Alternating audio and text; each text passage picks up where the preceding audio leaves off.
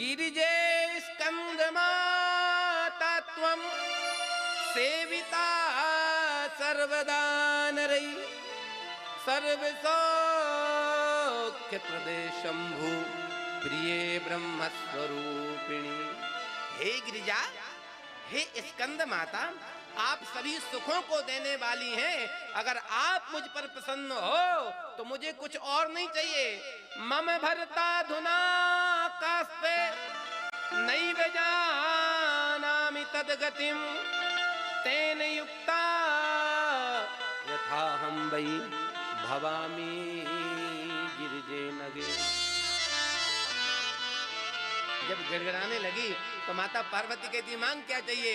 हे माता, मुझे कुछ नहीं चाहिए। अगर देना चाहती हो तो यही वरदान दे दो, जैसे आप अपने पति की सेवा करती हो यही सौभाग्य मुझे प्राप्त हो जाए।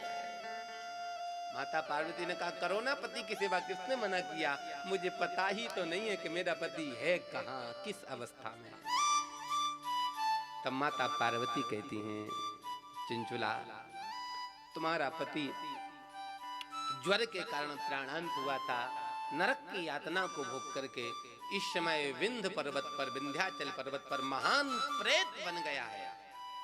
अगर तुमको सेवा करना है तो जाके करो।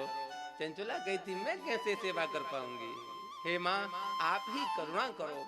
तब माता पार्वती जी ने तुम्बुरु जी को बुलाया है और तुम्बुरु को आज्ञा करी है, जाओ और जाकर के विंदुक को शिव पुराण की कथा सुनाओ। भैया निवेदन करूं, विंदुक गया है और शिव पुराण की जैसी कथा सुनाने लगा है, प्रेत है। हवा आई, उड़ गए। तो आज महाराज तुम्बुरु जी ने इसको बांधा है और बांध करके शिव की कथा सुनाई है। तो शिव रूप धरम साक्षात तुलसी दाम मंडितम, साक्षात भगवान शिव के गणों का रूप बन के प्रकट हो गया और कहता है, भैया धन्यम शिव पुराणस्या धन्यम वाचिकम महद। धन्य है शिव पुराण की कथा और धन्य है बांचने वाले। आपकी कृपा से आज मेरा उद्धार हो रहा है। तो महाराज तुम्बुरु कहते, उद्धार तो हो रहा पर स्वर्ग नहीं, सीधे कैलाश चलो। और कैलाश में जाकर के चंचुला ने प्राप्त किया है। तब माता पार्वती कहती हैं, चंचुले, ये शिव पुराण की कथा की महिमा है कि एक प्रेत ने कथा को सुन ली, उसका उद्धार हो गया। ये कथाएं तो सदयुग की हैं। मैं आपको इसी कलिकाल की घटना सुनाता हूं।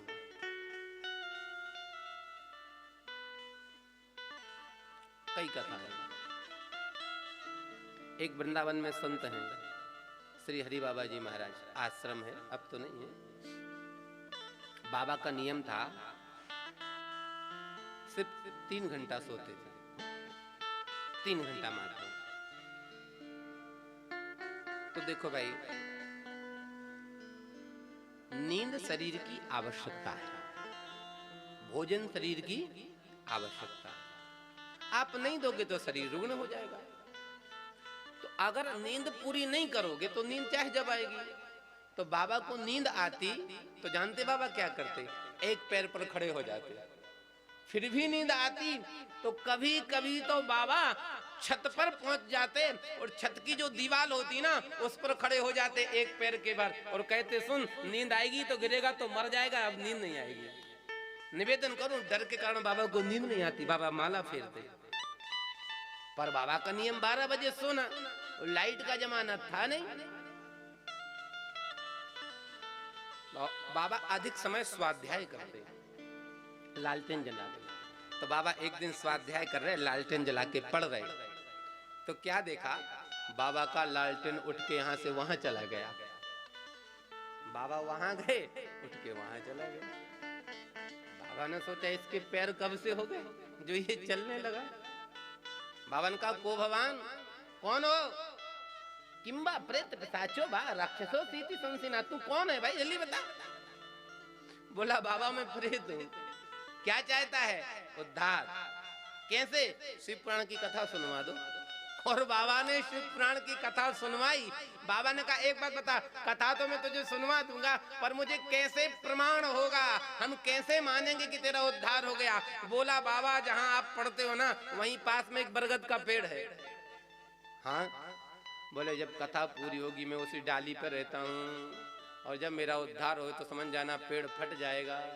और सच कहूँ भैया, कथा चल रही थी, कथा का आखिरी दिन था, जैसे कथा विश्राम को जा रही थी, ना कोई आंधी ना कोई तूफान, कुछ भी नहीं, इतनी भारी, बरगद तो बड़ा भारी होता है वृक्ष, इतनी भारी शाखा धड़ाम से गिरी, धम, लोगों में भगदड़ मच गई। बाबा बोले चिंता मत करो, प्रेत का उद्धार हो गया।